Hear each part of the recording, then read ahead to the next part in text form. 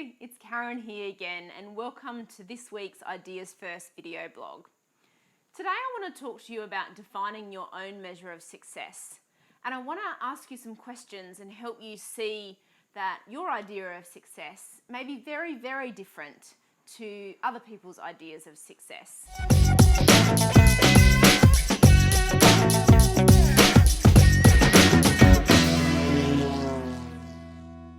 Okay, so we're talking about this concept of success. What is success?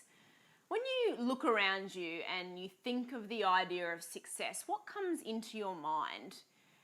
Is it money? Is it lifestyle? Is it the type of house that you live in? Is it the car that you drive? So just think for a minute, what is that idea of success that you're holding in your mind? And think about that and think, why is it that I think that is success? Is that what you've always been told? Did someone always say that that's the idea of success? Or is that because that's actually your concept of success? So stick with me here. Now, what happens is that when we live in society and when we're surrounded by certain people, it's a natural condition to compare ourselves to somebody else. I used to do that. I used to say, when I get to that point, that'll be success. When I get to that point, that'll be success. When I have X amount of money in the bank account, that'll be success. But I really needed to take a step back and think, what is bigger than this? What do I really want? Stop comparing myself, yourself, to everybody around you and think, what do I want my life to look like? What do I consider success? What does that look like for me?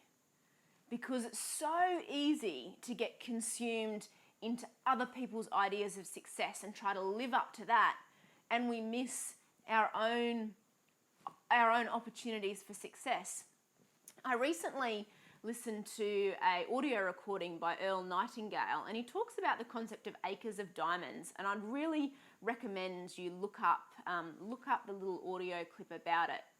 But the idea is, in a very quick way, of a farmer who sold his diamond farm a long time ago to go and sold his farm to go in search of diamonds and didn't find any diamonds anywhere else. Cut a long story short, the person that bought his farm down the track had mined some big rocks out of a creek and had it sitting on the mantelpiece, and someone, saw it and went, oh my goodness, this is like the biggest diamond that's, ever been found. And as it turns out, that particular farmer that the farmer sold, looking for success elsewhere, turned out to be one of the biggest diamond mines ever.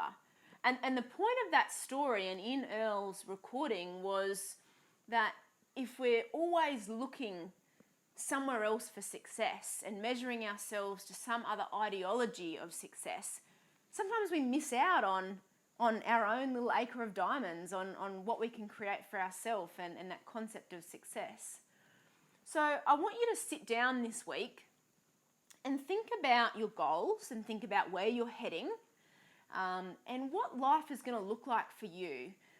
For you to say to yourself, to wake up and say, I am a success. I'm doing it. I've done it. What is that going to look like for you? Is it as simple as 30 minutes of exercise every day of the week? Is it meditating? Is it saving some money? Is it spending more time with your children? Is it traveling? Is it booking an overseas trip? Is it being able to do those things? Whatever that idea, my idea of success is going to be different to your idea of success. So I want you to just take a piece of paper, and this week in your journals, I hope you've got a journal, and just start concentrating on this idea of success. What does that look like for you? Stop comparing yourself to everybody around you and start to think, what is it for me? What is your own acre of diamonds? What are you sitting on? What is around you that you've been failing to realize because you've been looking at everybody else's version of success? So that's it for this week. I look forward to working with you again next week. Have an awesome week.